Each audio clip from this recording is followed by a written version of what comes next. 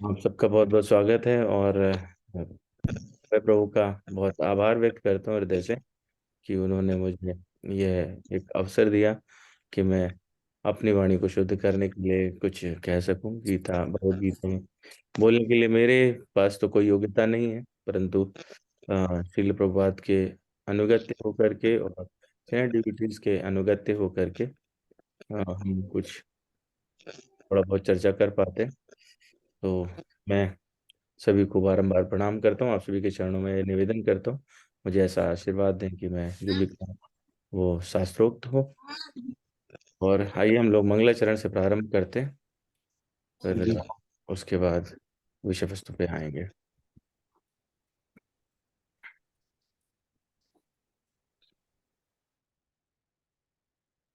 ओम अज्ञानतिमिरान्धस्य ज्ञानाञ्जनशलाकया चक्षुरुन्मीलितं येन तस्मै श्रीगुरवे नमः। श्रीचैतन्यमनोभीष्टं स्थापितं येन भूतले स्वयं रूपः कदा मह्यं ददाति स्वपदान्तिकम्।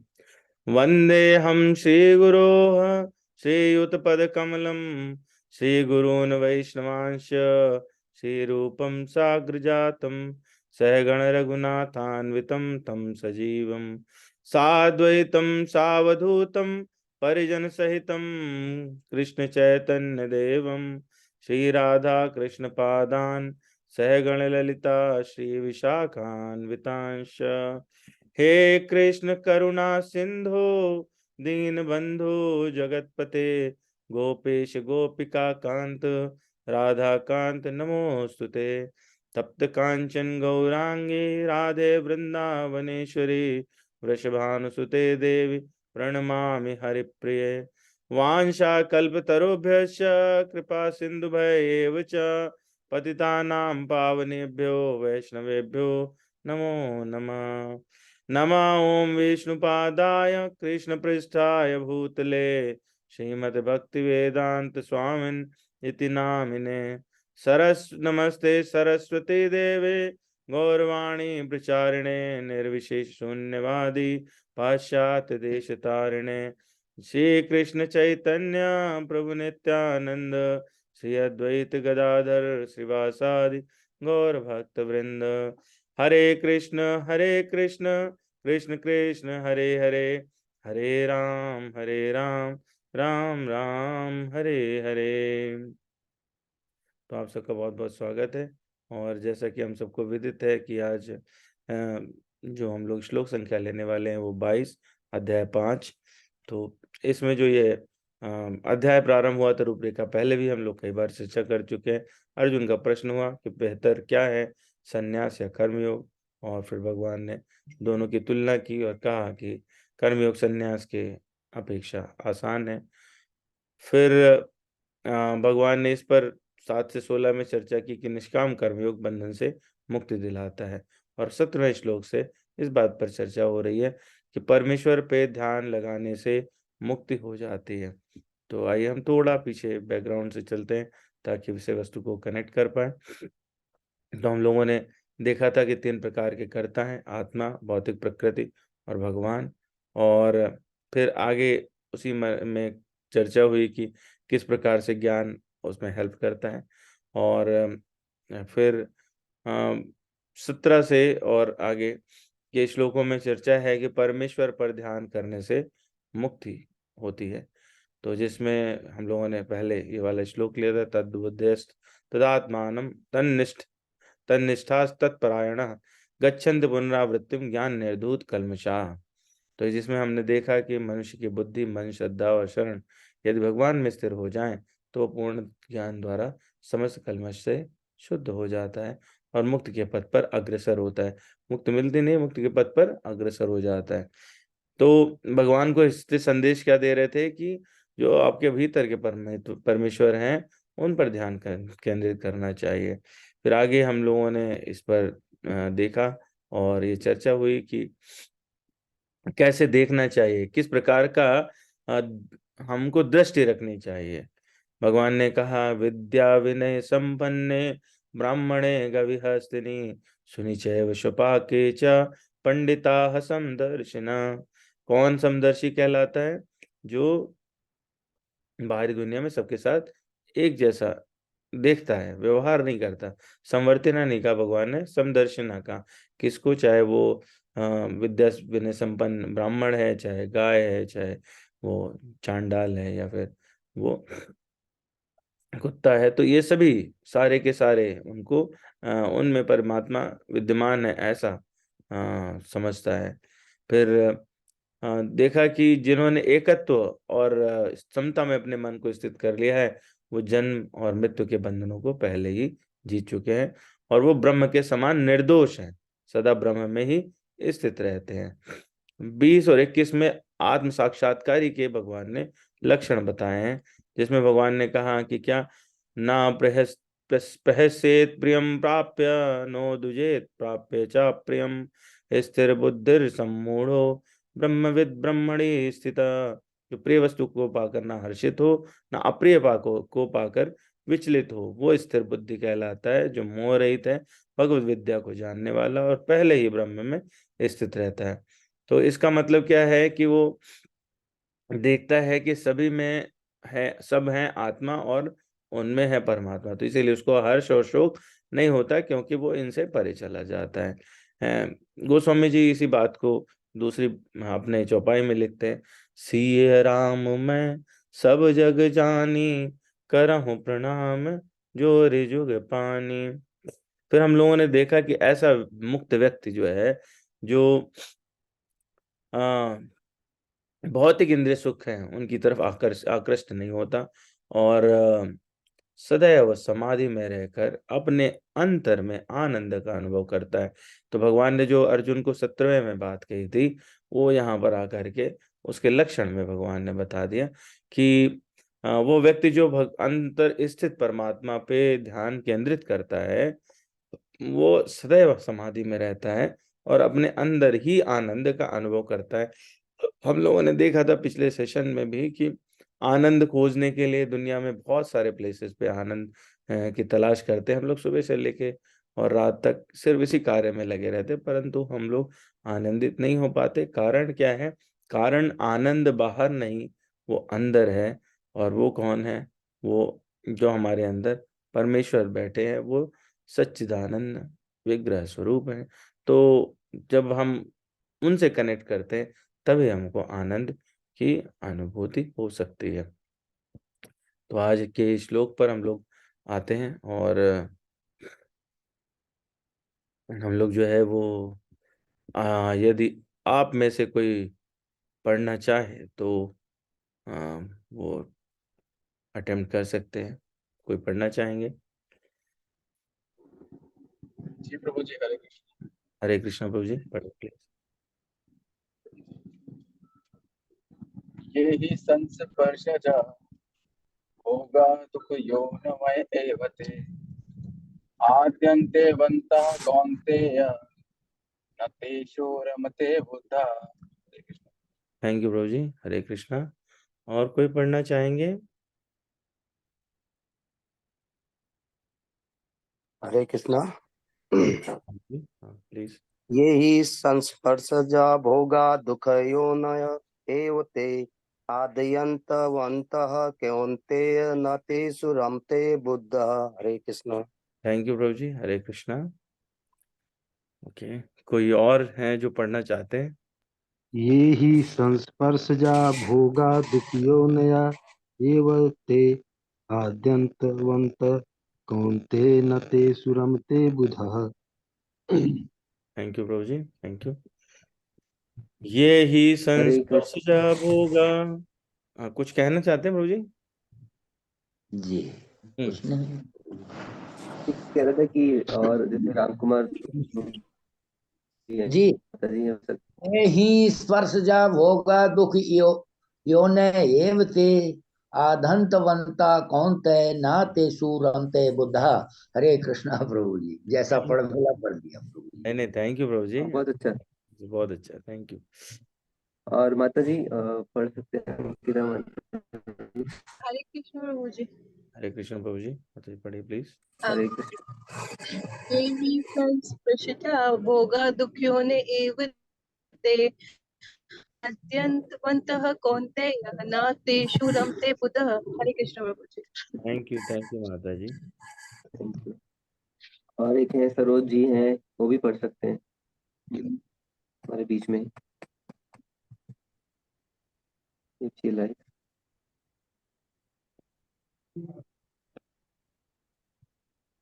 एनीवेज, चलिए कोई बात। ठीक है गुरुजी।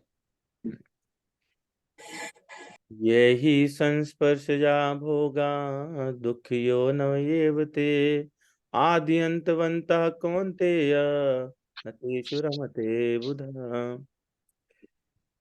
तो इस श्लोक का जो अर्थ है वो कोई पढ़ना चाहेंगे? एक जन कोई भी पढ़ दें प्लीज। बुद्धिमान मनुष्य। जी चलिए चलिए पढ़िए, पढ़े आप पढ़िए, पढ़िए माता जी आप पढ़िए। अच्छा, बुद्धिमान मनुष्य दुख के कारणों में भाग नहीं लेता जो कि भौतिक इंद्रियों के संसर्ग से उत्पन्न होते हैं। हे कुंती पुत्र, ऐसे भोगों का आदि तथा अंत होता है, अतः चतुर व्यक्ति उनमें आनंद नहीं लेता। थैंक यू माता जी, थैंक यू वेरी मच। आपने अच्छे से पढ़ा इसको। तो प्रभा जी इसके अर्थ में लिखते हैं, बुद्धिमान मनुष्य दुख के कारणों में भाग नहीं लेता जो कि भौतिक इंद्रियों के संसर्ग से उत्पन्न होते हैं। तो दुख के कारण कैसे हैं? वो भौतिक इंद्रियों के संसर्ग से उत्पन्न होते हैं। हम लोग इसको थोड़ा समझने का प्रयास करेंगे। और फिर कहते हैं, हे कुंती पुत्र, ऐसे भोगों का आदि तथा अंत होता है, अतः चतुर व्यक्ति उनमें आनंद नहीं लेता। तो इसमें कुछ जो है वो टर्म्स भी हैं जिनको हम लोग समझने का प्रयास करेंगे और इनको एक एक करके छोटे छोटे हिस्सों में, फ्रैक्शंस में श्लोक को भी समझने का प्रयास करेंगे। तो सबसे पहले जो चीज है वो इसमें है कि कहा गया कि भोग। तो भोग जो है वो क्या होते हैं? कोई आप में से अटेम्प्ट करेगा बताने के लिए कि भोग क्या है?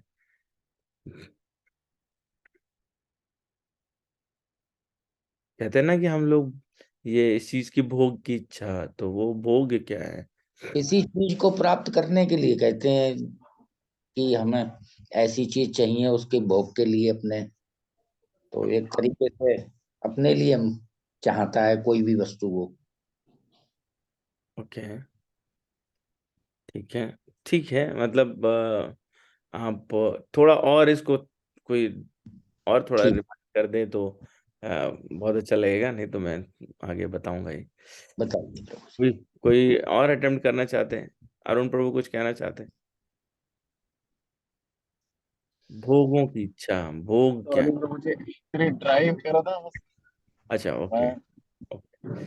कोई बात नहीं, चलिए ठीक है, फिर हम लोग इस पर चर्चा करते हैं खुद ही, है ना। तो जो भोग है, भोग शब्द है, उसका मतलब है कि जो पांच हमारे विषय हैं, इंद्रियां उनके और विषय, शब्द, स्पर्श, रूप, गंध और रस, इनको अगर राग पूर्वक संबंध हो जाए, मतलब हम हमारी इंद्रियों से जो जो उनके विषय हैं वो हम अपने लिए उनसे हमारा अटैचमेंट बढ़ जाए, तो वही कहलाता है भोग।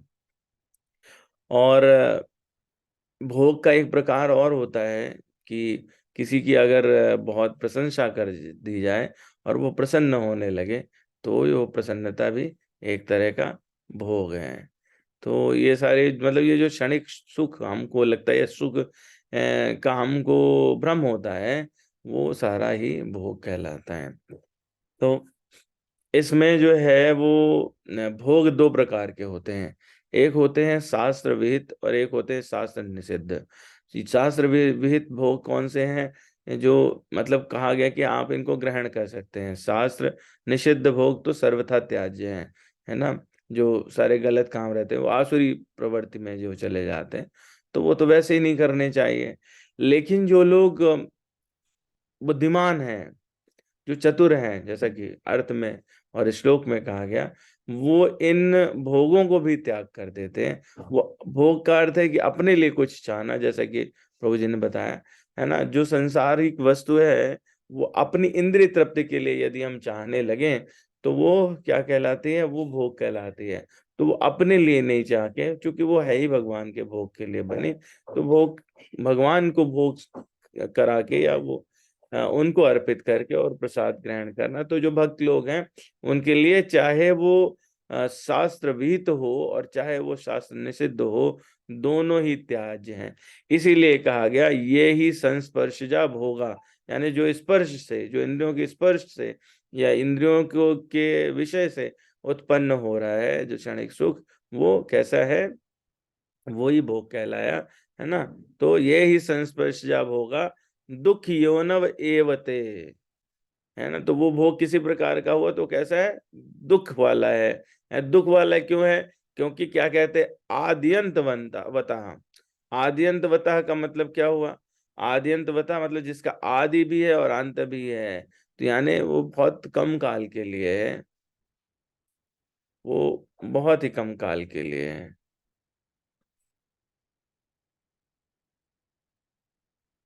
हाँ जी प्रभु जी, हरे कृष्णा। अभय प्रभु ने हैंड रेज किया है। Thank you Prabhu ji. Just बहुत अच्छा बता रहे हैं आप, थैंक यू। जैसे एक मैं अगर इसमें आया तो भोग से रिलेटेड आपने पूछा था। जी प्रभु जी। भोग से तो मैं भी कुछ अपना शेयर कर दूं, कर सकता हूँ। हाँ आपने अरे पूछा था ना। Please please. तो भोग से क्या, तो भोग जैसे आपने बताया शास्त्र के अनुसार और शास्त्र के विपरीत, विरुद्ध है जो, है ना। जी प्रभु जी। तो शास्त्र के अनुसार जैसे जैसे कई सारे हमारे अ, शास्त्रों में दिया गया है कि कई सारे चीजें बताई गई हैं कि आप इसको कर सकते हैं, है ना। जैसे एक तो बताया गया है कि विवाह, हम्म है ना, विवाह करके, और ये भी एक तरह का यज्ञ है, विवाह यज्ञ है।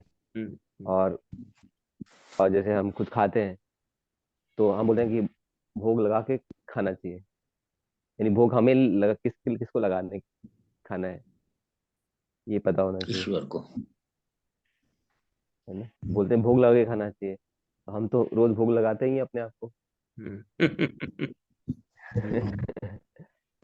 यानी भगवान को भोग लगा के खाना चाहिए। यज्ञाशिष्ट सिनो संतो मुच्यन्ते सर्व किल्बिषे। तो बिल्कुल। यज्ञाशिष्ट जो यज्ञ में अर्पित भोजन है उसका जो बचा हुआ भाग, यानी भगवान को भोग लगा के भगवान उसको ग्रहण करने के बाद वो बच जाता है। जी उनका तरीका अलग है, तो ऐसा पूरा लगता है कि पूरा बचा है, तो हम्म ये भोग, है ना। उदाहरण मैं थोड़ा देना चाह रहा हम्म हूँ। तो ये भोग, और कई वैसे शास्त्रों में बताया गया है कि आप स्वर्गलोक भी जा सकते हैं, स्वर्गलोक जा सकते हैं, भोग कर सकते, देतम भुक्त्वा, भुक्त्वा यानी भोग, स्वर्गलोकम विशालम, है ना। आप स्वर्गलोक में जाके एंजॉय कर सकते हैं, नंदन गार्डन है वहाँ पे, और वहाँ पे फिर कोई इसकी समस्याएं नहीं है, झेलनी पड़ बीमारियां ये सब, है ना। तो दैट सब बताया गया है ना। जी। तो ये एक तरह का, कई बार ये वेद में बताया है, भगवद गीता में भगवान ने बताया है कि ये सब कई बार एलोरमेंट भी होता है ना, कि हम्म आप जा सकते हैं, स्वर्ग जा सकते हैं, ये एक एलोरमेंट है। लेकिन उसमें क्या है कि ये गलत नहीं है ना। क्यों बताया गया है शास्त्रों में, तो बोलते हैं ना कि अगर वहां से हमें भगवान ने तो बोला है कि तो वापस आना पड़ेगा, है ना। क्षीणे पुण्य मृत्यु लोकम विशन, मृत्यु लोक वापस आ हम्म जाना पड़ेगा, तो फिर फायदा क्या है। फिर प्रभुपाद जी ने तो इसको भगवद गीता में भी भगवान ने भी बताया, प्रभुपाद जी ने परपट में भी बताया कि ये सही नहीं है यार, हमारे लिए, हमारे लिए टेम्पररी, जैसे यहाँ बताया गया टेम्पररी, लेकिन ये फिर भी एक तरह से आपको किसी को दवाई देनी होती है, तो जैसे बच्चे को माता पिता कहते हैं कि बेटा दवाई नहीं खाया है ना, तो उसको दवाई कैसे कुछ मिठाई में या किसी मीठी चीज में डाल के खिला दी जाती है ना। जी। तो इस तरह की एक तरह की दवाई है ना, कि दवाई कि कम से कम हम शास्त्रों को तो फॉलो कर रहे हैं, इनडायरेक्टली भगवान को ही फॉलो कर रहे हैं, तो धीरे धीरे करके भगवान को करने लगेंगे, मानने लगेंगे, है ना। शास्त्रों को मानेंगे, सबको मानेंगे, तो भगवान को भी मानेंगे, गीता को भी मानेंगे। बिल्कुल बिल्कुल। तो लाइक दैट, तो भगवान कोई ऐसा नहीं है कि हमारे कोई नहीं चाहते कि हम एंजॉय करें इन कॉपरेशन विद द, भगवान के साथ सहयोग करके। जैसे भगवान को पहले भोग लगा के फिर खा सकते हैं, है ना। डांस करने की इच्छा है तो बॉल रूम डांस ना जाके, है ना, या जो कई सारे डांस के फॉर्म्स होते हैं ना, वो सब करने की जरूरत नहीं। प्रभुपाद जी बहुत सिंपल डांस करते थे, तो उस तरह का सिंपल डांस भगवान के सामने कर सकते हैं, है ना। वो भी इंजॉयमेंट का पूरा हो जाएगा, हमारा इच्छा है गाने का है, नाचने का है, वो सब पूरा हो जाएगा, है ना। तो शब्द स्पर्श रूप रस गंध, सारे रस गंध भगवान को अर्पित, फूलों की सुगंध, है ना, उसको हम सूंघ सकते हैं। इसी तरह से स्पर्श, वो हमने पहले चर्चा कर चुके हैं, कई बार कर चुके हैं, अम्बरीश महाराज का उदाहरण आता है ना? तो that way we can also enjoy. ठीक है, थैंक यू जी, मेरा थोड़ा समय ले लिया। हरे है कृष्ण। ना। हरे कृष्ण प्रभु। है ना, जैसे कि प्रभु जी ने बताया, कोई भी जो सेल्फ एंजॉयमेंट के लिए अगर वो यूज होता है तो वो मतलब हमारे द्वारा भोग किया जाना कहलाता है।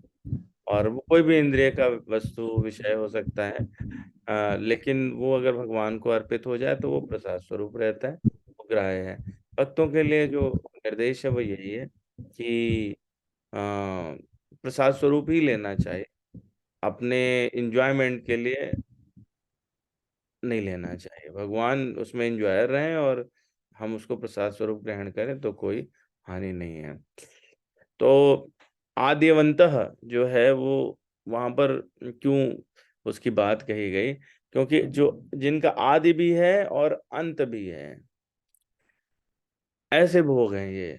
तो ये थोड़ी देर के लिए रहते हैं, उसके बाद चले जाते हैं। तो जो परमानेंट है वो ये नहीं है। और जब ये परमानेंट नहीं है तो क्या होता है कि इनकी अनुभूति क्षणिक होती है और उसके बाद में वो दुख का कारण बन जाते हैं, है ना। तो परमानेंट अनुभूति कहाँ पर होगी? वो होगी, भगवान जो है वो 15वें अध्याय में 7वें श्लोक में कहते हैं, ममैवांशो जीव लोके जीव भूता सनातना मना षष्ठानि इंद्रियाणि प्रकृति स्थान कर्षति। वही यही बात जो अभी इस श्लोक में कही गई, वही बात वहां पर कही जाती, थोड़ा और बढ़ा के भगवान ने कही कि संसार में जीव जो है वो क्या है, वो जीव बना हुआ आत्मा मेरा ही सनातन अंश है। ममैवांशो जीव लोके, तो कहते जीव भूता सनातना, मतलब जैसे मैं सनातन हूं वैसे वो सनातन है। मन षष्ठान इंद्रियाणि, और मन और पांचों इंद्रिय, इनको मिला के 6 हैं, उनके कारण वो आकर्षित होता रहता है और उसमें फंसता रहता है। तो वो उसमें ना फंसे, भगवान की तरफ चला जाए, तो वो, क्योंकि भगवान तो सच्चिदानंद विग्रह स्वरूप है, तो वहां से उसको सच्चे सुख की प्राप्त होगी। तो दुख जो है वो शास्त्रों में 3 प्रकार के बताए गए। पतंजलि योग दर्शन के हिसाब से 3 प्रकार के दुख हैं, परिणाम दुख, ताप दुख और संस्कार दुख। कहा गया परिणाम ताप संस्कार दुख है, विरोधाच दुख में व सर्वम विवेकिना। जैसे यहाँ विवेकी व्यक्ति की बुधा शब्द प्रयोग हुआ इस श्लोक में, तो वैसे ही वहां पे कहा गया वो लोग जो विवेकी होते हैं वो इसमें फंसते नहीं है। 3 तरह के दुख होते हैं, परिणाम दुख, ताप दुख और संस्कार दुख। तो परिणाम दुख क्या होते हैं? परिणाम दुख जो है वो और दुख तो क्या है, जो कोई भी क्रिया करेंगे, क्योंकि शरीर मिला है, तो जब जीव आता है पृथ्वी में तो उसके साथ में दुख उसके पैकेज में आता है, तो वो होना ही होना है। भगवान ने इसकी संतुति की है 18वें अध्याय के 48वें श्लोक में। वहां कहते हैं सहजम कर्म कौन्तेय सदोषम इति ना त्यजेत। कर्म तो करोगे ही, और उसमें क्या है, वो सदोष है, वो निर्दोष नहीं, उसमें दोष पहले से ही मौजूद है। सर्वारंभा ही दोषेण धूमे नाग्निर आवृता।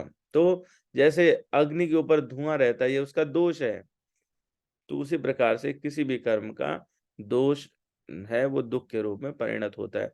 तो भोगों के परिणाम में जो है क्या होता है कि जो भोग्य पदार्थ है उसका भी नाश होता है और अपनी शक्ति भी जाती है, हैं? तो इस उस परिणाम से अल्टीमेटली दुख ही मिलता है, तो इसलिए वो परिणाम दुख कहलाता है। ठीक इसी तरीके से रहता है कि अपने पास कोई चीज नहीं है लेकिन दूसरे के पास है और उससे ईर्ष्या उत्पन्न हो गई, उसमें आसक्ति हो गई या बिछुड़ने का तकलीफ रहा, तो वो ताप दुख कहलाता है। और कभी कभी कुछ होते हैं कि कुछ हमें लग रहा था कि ये सुख थे, भोग थे, जो हमसे दूर हो गए किसी कारण से, वो अब हमारे जीवन में नहीं रहे, तो उनको याद याद करते हैं हम बार-बार, और ये कहलाता है संस्कार दुख। तो इस प्रकार से 3 प्रकार के दुख होते हैं, परिणाम दुख, ताप दुख और संस्कार दुख। लेकिन जो पतंजलि योग दर्शन में कहा जाता है, वो कहा गया दुःखमेव सर्वम विवेकिना। इनको कहते हैं इस वृत्ति का ही विरोध करना है कि हमको एक कोई भी दुख नहीं प्राप्त हो बस। तो वो कैसे होगा, वो हम लोगों ने इसके पहले ही चर्चा कर ली। प्रभु जी ने बताया कि इस पांचों इंद्रियां, उनके विषय को और साथ में मन को भी यदि हम भगवान की सेवा में लगा दे तो ये हमारा जो वो दुख है वो कम हो सकता है। तो भोगों में रुचि होने के कारण जो विवेकी लोग हैं वो क्या करते हैं, जैसे हम लोग अभी भगवत चर्चा कर रहे हैं, भगवत गीता का श्लोक पर चर्चा कर रहे हैं, तो ऐसे में हमारा मन कई बार यहाँ से भागेगा, लेकिन विवेकी व्यक्ति या बुद्धिमान व्यक्ति क्या करेगा, वो मन को वापस लाएगा, बोलेगा ये वो तो मिल ही जाएगा कभी न कभी, पर ये छूटा तो बड़ी चीज छूट रही है इस प्रकार से। तो यह गुण वृत्ति विरोध कहलाता है। इसी विरोध को करके हैं लोग अपने को सेवा में लगा करके और वो आनंद को प्राप्त कर सकते हैं। और वो आनंद क्यों मिलता है, जब सेवा में लगाते हैं तो वो भगवत संपर्क हो जाता है और वहां से हमको आनंद मिलना शुरू हो जाता है ना। तो इसलिए वो जो आनंद है, क्योंकि भगवान तो सनातन है और उनका कोई आदि अंत भी नहीं है, तो उनसे प्राप्त होने वाला जो आनंद है वो कैसा रहेगा, वो जो है उसका कोई आदि अंत नहीं रहेगा। जो इसमें कहा गया ना आदि अंतवंता है, कि जिसका आदि भी है और अंत भी है, और ये होने के कारण वो समाप्त हो ही जाना है। तो ये जो एक चीज है इसको हम लोगों को जरूर दिमाग में रहना चाहिए। इसी के तात्पर्य में प्रभुपाद जी लिखते हैं कि भौतिक इंद्रिय सुख उन इंद्रियों के स्पर्श से उद्भूत है जो नाशवान है। क्योंकि शरीर नाशवान है, तो अगर हम लोग ऐसे देखें, शरीर नाशवान है तो इंद्रियां भी नाशवान है, तो उनसे कोई भी भोग जो हमको सुख की अनुभूति हो रही वो भी नाशवान हो जाएगी। तो उन्होंने आगे लिखा, मुक्त आत्मा किसी नाशवान वस्तु में रुचि नहीं रखता। जो भक्त हैं, जो कृष्ण भावना भावित हैं, जो इस मार्ग पे आगे बढ़ रहे हैं, वो इसमें नहीं रखते रुचि। दिव्य आनंद के सुखों से भली भांति अवगत वो भला मिथ्या दुख सुख के लिए क्यों सहमत होगा। क्योंकि जो ये मिल रहा है वो तो झूठा है, वो तो थोड़े टाइम का है, उसको तो समाप्ति हो जाना है, तो उससे क्यों सहमत होगा। वो ढूंढेगा जो परमानेंट है, जो असली है ना, ऐसा कुछ ढूंढेगा। तो इसलिए जो बुद्धिमान व्यक्ति है वो क्या करेगा, वो उस परमानेंट सुख की तलाश करेगा, है ना। और जो बुद्धिमान व्यक्ति है वो ये देखता है कि उसे पशु नहीं बनना, उसे पशु से भिन्न रहना है। तो जो 4 कार्य हैं पशुओं के, वो क्या होते हैं, वो हम लोग भगवत गीता में मल्टीपल टाइम्स उसके बारे में पढ़ चुके हैं। ये तो उपदेश में ये बात कही गई है कि आहार निद्रा भय मैथुनानि सामान्यम एतत् पशुभिर्नराणाम ज्ञानम नराणाम अधिको विशेषो ज्ञानेन हीना पशुभिः समाना। तो 4 चीजें तो बिल्कुल सेम है, आहार निद्रा भय मैथुन। आहार निद्रा भय मैथुनानि सामान्यम एतत् पशुभिर्नराणाम, ये दोनों में सामान्य है। तो खाना, सोना, संभोग, संरक्षण कोई पशु भी कर सकता है, वो मनुष्य भी करते हैं। तो भिन्नता क्या है, भिन्नता जो है वो कहते हैं ज्ञानम नराणाम अधिको विशेषो ज्ञानेन हीना पशु भी समाना। तो अब विवेक होना, जिज्ञासा होना, ये विशेष उपहार है जो मनुष्य को मिला। और उसको इसका प्रयोग करना चाहिए। हैं, तो इसी चीज को जो है वो प्रभुपाद जी लिखते हैं अपने तात्पर्य में कि रमन्ते योगिनो अनंते सत्यानंदे चिदात्मनि इति राम पदे नासो परम ब्रह्माभिधीयते। योगी जन परम सत्य में रमण करते हुए अनंत दिव्य सुख को प्राप्त करते हैं, इसीलिए परम सत्य को राम भी कहा जाता है। यहाँ पर उन्होंने राम शब्द की परिभाषा भी बताई है। राम शब्द जो है वो रमण शब्द से आया है ना। पद्म पुराण में अनेकानेक परिभाषाएं बात की गई है और गोस्वामी जी ने तो इस पे पूरा बहुत सारा कुछ लिखा है। तो रा शब्द जो है उसको उन्होंने सूर्य का स्रोत बताया है। बहुत सारा है, रकार शब्द और मकार शब्द, तो हम लोग उस व्याख्या पे नहीं जाते। काम की बात यह है कि जो पद्म पुराण में कहा गया वो राम पर जो ध्यान करते हैं, उसमें जो रमण करते हैं, वो उस आनंद को प्राप्त करते हैं, क्योंकि भगवान तो सच्चिदानंद विग्रह स्वरूप हैं। और फिर आगे वो कहते हैं कि भागवत पुराण से 5.5.1 का उदाहरण लेते हुए प्रभुपाद जी इस बात को लिखते हैं कि नायम देहो देह भाजाम न लोके कष्टान कामान अरते बिंग भुजाम ये तपो दिव्यम पुत्र का ये न सत्वम शुद्धेद यस्माद ब्रह्म सौख्यम तत्वंतम। तो ये जो श्लोक है ये 5.5.1 है और इसमें ऋषभ देव जो है वो बात कर रहे हैं, अपने पुत्रों को उपदेश दे रहे हैं और कहते हैं नायम देहो भाजाम न लोके कष्टान। हे पुत्रों, इस मनुष्य जीवन में इंद्र सुख के लिए अधिक श्रम करना व्यर्थ है, कष्ट उठाना व्यर्थ है। क्यों? क्योंकि ऐसा सुख तो सूकरों को भी प्राप्य है। तपो दिव्यम पुत्र का ये न सत्वम शुद्ध यस्माद ब्रह्म सौख्यम तन्नंतम है। तो तुम ऐसा कुछ करो, ऐसा तप करो इसकी अपेक्षा जिससे तुम्हारा जीवन पवित्र हो जाए, तुम असीम दिव्य सुख प्राप्त कर सको। तो वो बताना चाहते हैं यहाँ पर, वो कहते हैं देह भाग शब्द का प्रयोग करते हैं। तो इसके जब आप तात्पर्य पढ़ेंगे तो वहां पर उन्होंने लिखा है कि हम लोग कैसे देह भाग हैं, मतलब हमने भौतिक शरीर स्वीकार कर लिया है, हमको भौतिक शरीर मिला, और जो हमारे जैसे लोग हैं, जिन्होंने हमारे जैसे मतलब हम आप जैसे, जिनको भगवान ने कृपा स्वरूप, भगवान कृपा जब करते हैं तब हमको नर तन मिलता है। नर जो तन है यानी मनुष्य जीवन है, वो आपके अपने कर्मों से नहीं मिलता, भगवान जब कृपा करते तब मिलता है। और उसमें हम लोग अगर भक्ति करें तो हमको पुनः उस देह की प्राप्ति हो सकती है। तो जब ऐसा दुर्लभ शरीर मिले तो हमको कुत्ते और सुअर जैसा जो मल खा करके इंद्रिय तृप्ति का आनंद लेते हैं, वैसा नहीं करना चाहिए। प्रभुपाद जी वहां पर बोलते हैं, लिखते हैं कि मनुष्य दिन भर बहुत ही कठिनाइयों का सामना करता है, पूरे दिन श्रम करता रहता है, नौकरी पे जाता है पैसा कमाने के लिए, खाने पीने और जीवन में लिप्त होने के लिए विशेष वस्तुओं का संग्रहण करता है और उनमें आनंद लेने की कोशिश करता है, साथ में उसे अपना बचाव भी करना पड़ता है। लेकिन ये मानव सभ्यता नहीं है। मानव जीवन का अर्थ वो कहते हुए लिखते हैं कि आध्यात्मिक जीवन में आगे बढ़ने के लिए स्वेच्छा से इस कष्ट को स्वीकार करना ही मानव जीवन का सही अर्थ है। वो आगे ये भी लिखते हैं कि जानवर और पौधे में भी जो है अगर देखे तो दुख है, क्योंकि उन्होंने पिछले जन्म में कुछ ऐसा किया था जिसका प्रारब्ध उन्हें भोगना पड़ेगा और इसलिए वो जीव बने। लेकिन मनुष्य को दिव्य जीवन प्राप्त करने के विचार के साथ स्वैच्छिक तपस्या और तपस्या के कष्ट को भी स्वीकार करना चाहिए, क्योंकि ये दुर्लभ है। तो इस दुर्लभ शरीर से आपको जिस चीज की प्राप्ति होनी है उसके लिए जो साधना करनी पड़ेगी वो तो आपको करनी चाहिए।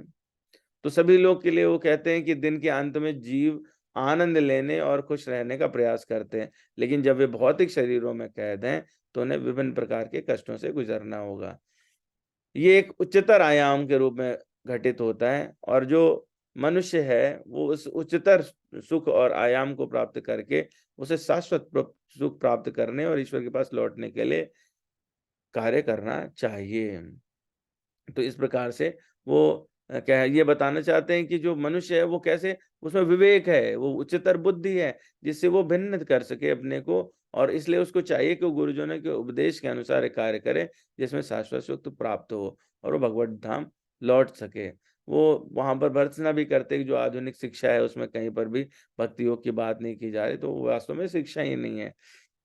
तो वो ये कहते हैं विमूढ़ सभ्यता ही अपने नागरिकों को भक्ति योग तक पहुंचाने वाली शिक्षा से वंचित रहनी रखती है। मतलब सरकार को ऐसी व्यवस्था करनी चाहिए। हम लोगों को भी, हमारे जो हम में से पेरेंट्स बने हैं, उनका ये कर्तव्य है कि वो अपने बच्चों को इस प्रकार की शिक्षा अवश्य दें, क्योंकि कृष्ण भक्ति के बिना मनुष्य शुकर कुकर के ही तुल्य है, कुत्ते और सुअर के समान ही है।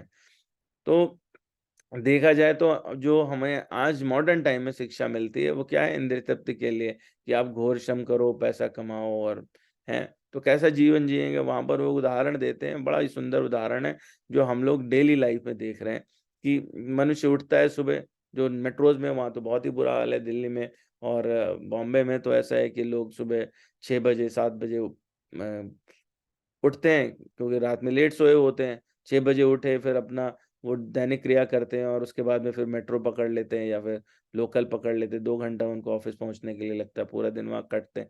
फिर शाम को 2 घंटा उसमें मेट्रो या बस में या फिर जो उनका लोकल है उसमें बिताते हैं। फिर वो किसी तरह से थके हारे घर पे पहुंचते हैं, और उसके बाद में टोटल में उनको देखते हैं तो 10-12 घंटे इसमें बिता रहे होते हैं।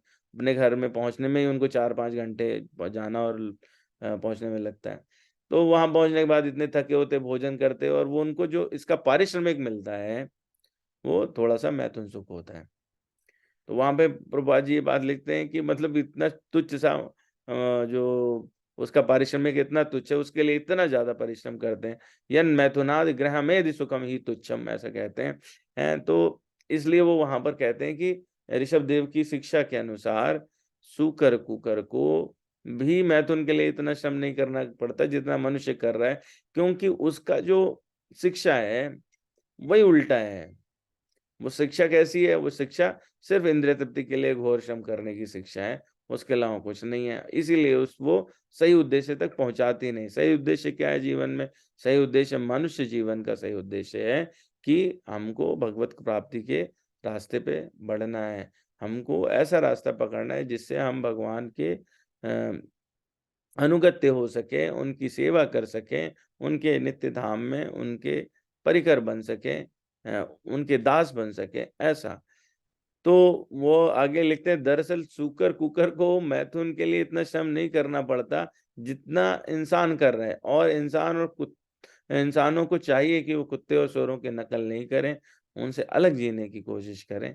तो वो कहते हैं कि मानव जीवन जो है वो तपस्या के लिए और तपस्या का अभ्यास करना चाहिए।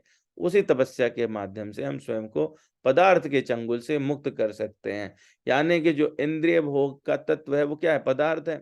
उसके चंगुल में फंसने के कारण क्या होगा? क्योंकि वो आदि अंतवंत है, तो उससे क्या होगा? दुख प्राप्त होगा।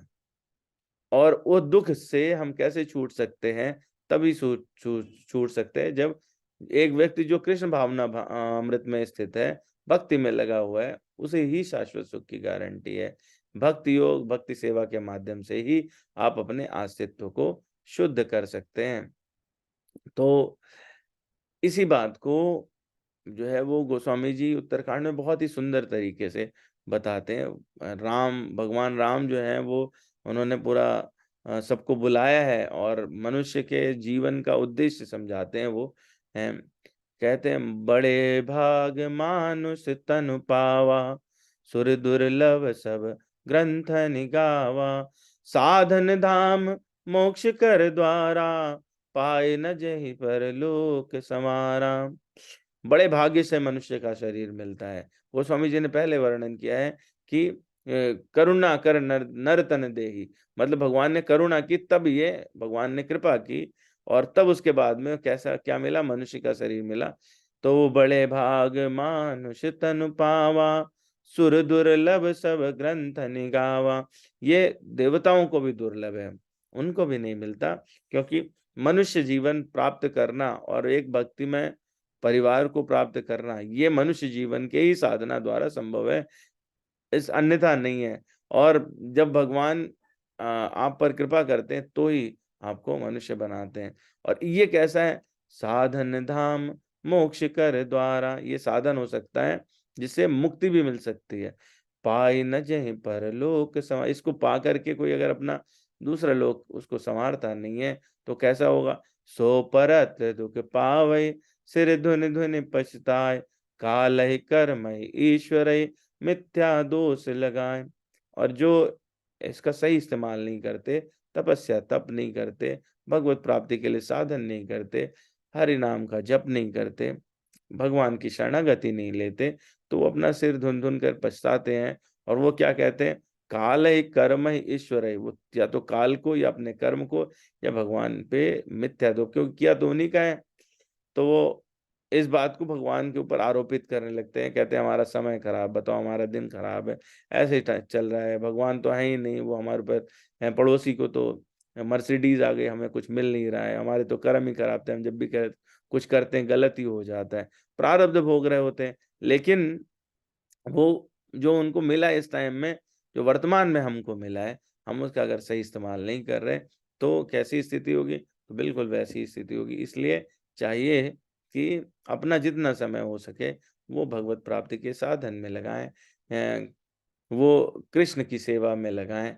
और भगवान इसका जो है वो सुंदर कांड में, रामचरितमानस के वहां पर प्रॉमिस करते हैं कि आपने कितनी पाप क्यों ना किए हों, एक बार आप शरणागति ले लीजिए तो तुरंत ही आपका कल्याण होने लगेगा। कोटि विप्रबध लागहि जाहूं, आए शरण तजौ नहीं ताहूं। जिसमें करोड़ों ब्राह्मणों के वध का भी अगर उस पे पाप है तो वो अगर शरणागति हो जाए तो मैं उसको त्यागता नहीं हूँ, उसको भी अपना लेता हूँ।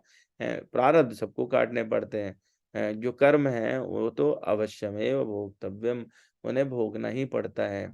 लेकिन भगवान साथ में प्रॉमिस करते हैं, सन्मुख होय जीव मोहि जबहि, जन्म कोटि अघना सहि तबहि। जैसे ही कोई मेरे सामने आता है, कोई मनुष्य मेरी शरणागति लेता है, मेरे सामने आता है, तो उसके करोड़ों जन्म के पाप मैं उनको नष्ट कर देता हूँ।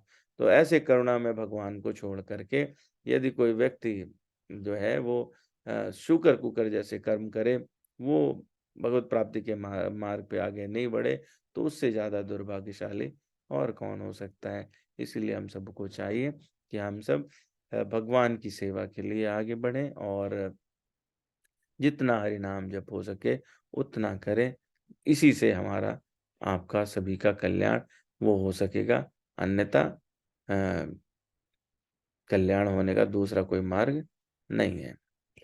तो जो हमारा आज का श्लोक था, यही संस्पर्श जा भोगा दुखियो नव एवते, आद्यंतवंतः कौन्तेयो न तेषु रमते बुधा। इसमें आखिरी में कहा गया कि वो इसमें फंसते नहीं। कौन लोग? बुद्धिमान लोग हैं। तो बुद्धिमान लोग क्या करते हैं? बुद्धिमान लोग भगवान का स्मरण करते हैं और वो हरि नाम करते हैं। हरे कृष्ण कृष्ण कृष्ण हरे हरे, हरे राम राम राम हरे हरे। तो थैंक यू वेरी मच। आप सब लोगों ने पेशेंटली सुना और जिस किसी प्रकार की अगर कोई त्रुटि हो तो उसे क्षमा करें। आप सभी के कमेंट्स या त्रुटि सुधार आमंत्रित हैं। Thank you very much. बहुत अच्छा लगा। हरे कृष्णा। तो बहुत बहुत धन्यवाद प्रभु जी का, हम सब के लिए समय आपके लिए और हम सब के लिए समय निकाला। हाँ, और इतना अच्छे से प्रस्तुत किया श्लोक। आप में से किसी का कोई प्रश्न है, कुछ जानना चाहते हैं या कोई शेयर करना नहीं, चाहते हैं? बहुत अच्छे समझाया है, कुछ प्रश्न बच नहीं रहा है दिमाग में। हरे कृष्ण प्रभु जी। हरे कृष्ण। प्रभु जी, आवाज आ रही है क्लियर? आ रही आ रही है लेकिन क्लियर नहीं आ रही।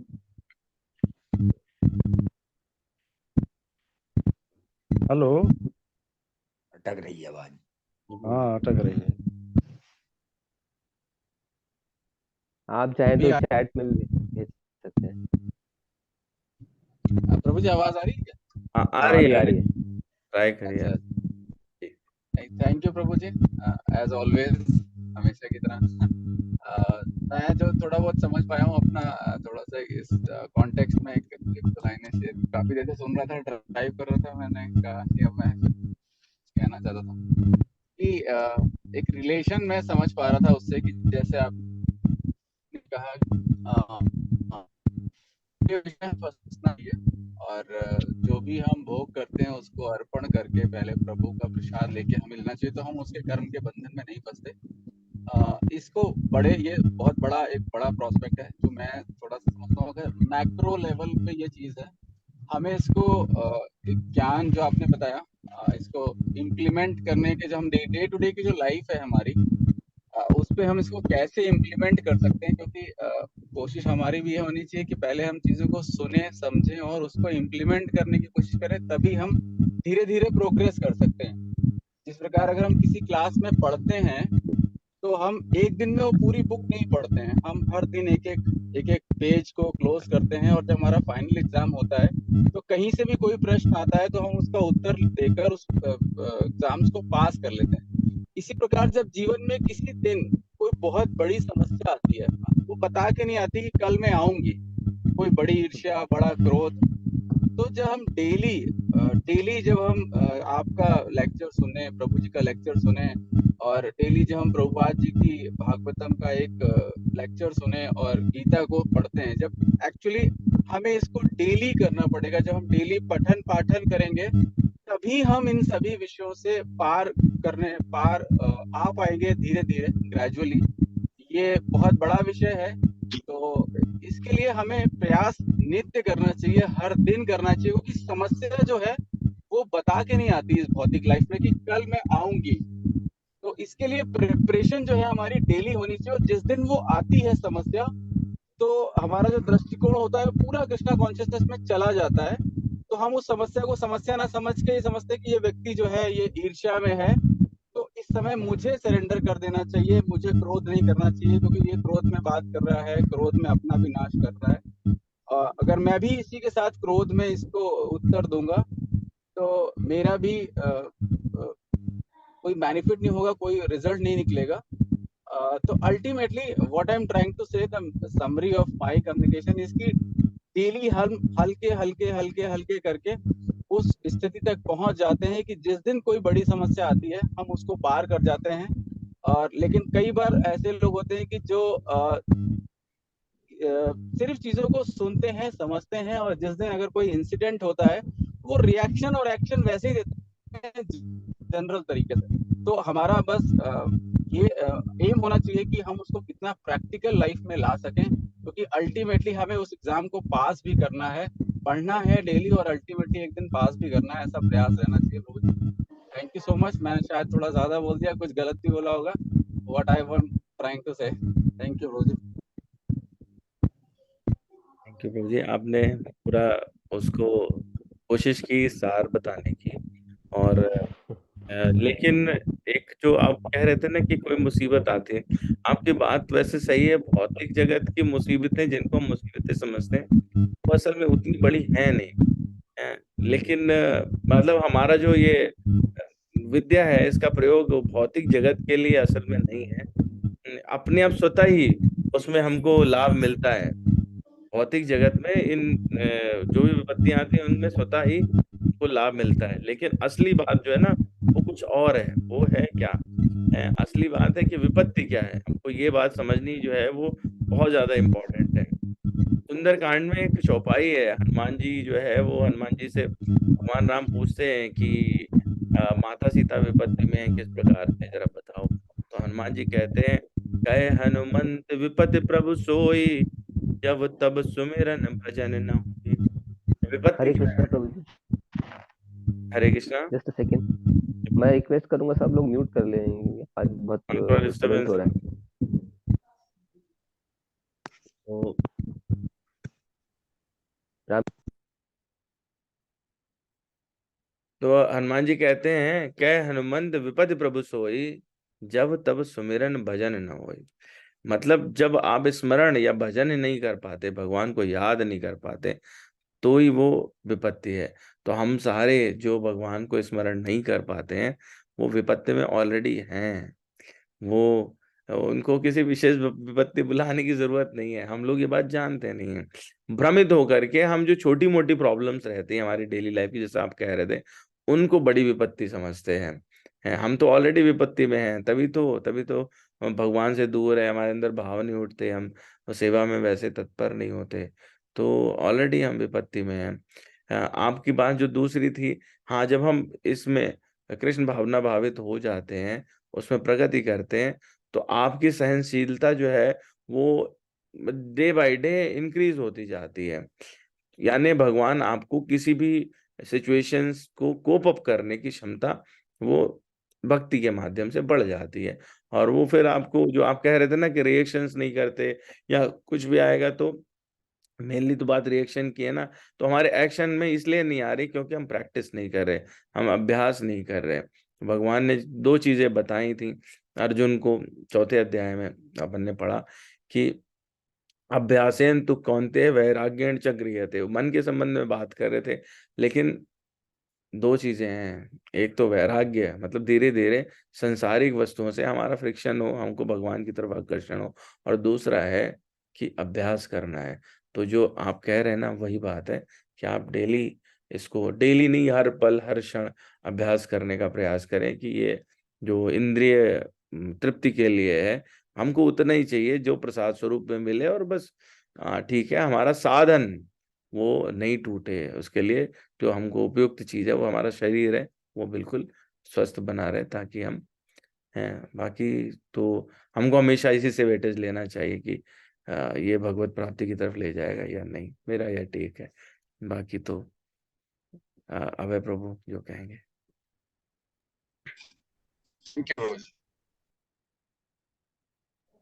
हरे कृष्णा। हरे कृष्ण प्रभु जी। थैंक यू प्रभु जी। तो बहुत अच्छा रियलाइजेशन आपने।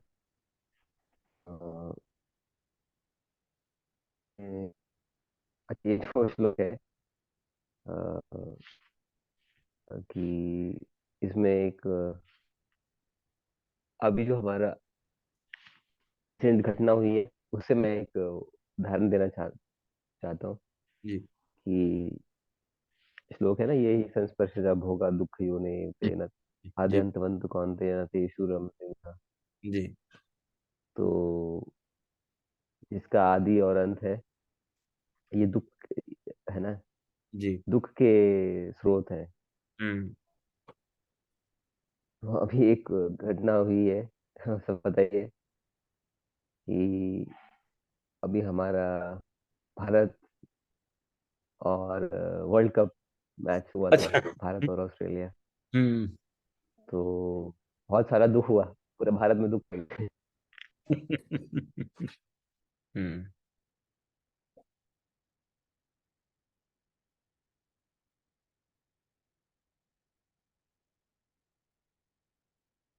हरे कृष्णा। तो नेटवर्क चला गया था। जी जी आवाज आ रही है मेरी? आ रही है प्रभु जी, आ रही है। अच्छा अच्छा, मुझे ठीक से नहीं आ रही। चलिए एनीवेज, तो मैं बोल रहा था कि क्योंकि सब लोग इसमें बहुत ज्यादा आशा लगा के बैठे थे ना, जी कि जी। हम भारत, कितना एक्साइटेड थे सब लोग वर्ल्ड कप, हम्म। और सारे देश की उम्मीदें थी। जी लेकिन दुख, कितना दुख हो गया, आपको दुख बहुत सारा। जी तो आदि भी था, मैच शुरू हुआ तब तो कितना दुख सुख था, कितना एक्साइटमेंट था, खुशी थी। और अंत के समय पूरा, है ना। तो ये बहुत रेलेवेंट है मेरे ख्याल से, अभी जो लोग बहुत इससे हताश हो गए। हम्म। तो जितने भी ये सारे चीजें, देखिए कोई भी, हम लोग बड़ा एक्साइटेड होते हैं टू एंजॉय, कि जी हाँ बड़ा एंजॉय करेंगे बाद में, और ये सब फॉल्स, है ना। तो ना रमते बुधा, न तेषु रमते बुधा। ये जो बुद्धिमान है, उनको ये सब चलता रहेगा, है ना। अब भारत जीत भी जाएगा तो भी वो बहुत खुश नहीं हो जाएंगे, है ना। तो इस तरह से ने कि इस तरह से, है ना। जी बोलिए। तो अब जैसे बात है कि हमारा जो था कि हम लोग enjoy करें कि नहीं करें फिर, है ना, self-education। तो ये प्रभु जी ने आपने बताया कि बहुत तरीके से इसको एक्सप्लेन किया कि कैसे लोग एक डेली ग्राइंड में है, सुबह से लेकर रात तक इतनी मेहनत कर रहे हैं, इतना वो कर रहे हैं। तो आरवी सब मतलब फिर हम क्या सब कुछ एक छोड़ सकते हैं, भौतिक इंद्रिय तृप्ति, या छोड़ दें बिल्कुल, है ना। लेकिन नहीं छोड़ सकते हम लोग, है ना, क्योंकि हम लोग मेजोरिटी, हम लोग इतना आसान नहीं है ये। तो जैसे कई बार लोगों को बोला जाता है कि आप जितने भी चीजें हैं, ड्रग्स हैं, है ना,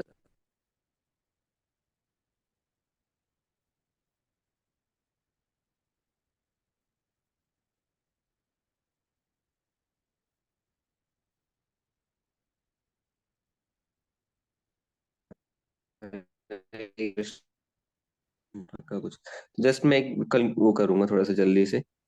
तो बहुत सारी चीजें हम आदत पड़ जाती है लोगों को। तो जैसे किसी को सिगरेट पीने की आदत है या शराब पीने की, उसको एकदम से नहीं बोला जाता है कि आप बंद कर दो पूरी तरह से, है ना। तो धीरे धीरे बताया जाता है ग्रेजुअली कैसे करना है। और उसी तरह से हमारे वैदिक शास्त्रों में ग्रेजुअली बताया गया है ना, जो भी इंजॉयमेंट की टेंडेंसीज हैं, है ना। जैसे हमने डिस्कस किया था, है ना, प्रसाद भोग लगा के खाना, है ना, या अगर आपको विवाह करना है ना, तो ये अच्छा है, सही है, ये बहुत अच्छा है ना। तो इससे क्या होगा, अब वैदिक तरह से चलेंगे, हम वैदिक कल्चर के अनुसार चलेंगे, तो इसमें बहुत अच्छा है ये। आप सीधा सारी चीजों को आप भक्ति के स्तर से ला सकते हैं, है ना। जी कि अगर घर में भोग लगे प्रसाद खाएंगे, सब भगवान का नाम लेंगे, कीर्तन जप करेंगे, है ना, बच्चे होंगे, बच्चे भी भगवान के भक्त बनेंगे। तो इस तरह से पूरा का पूरा बदल जाएगा, है ना, पूरा का पूरा बदल जाएगा।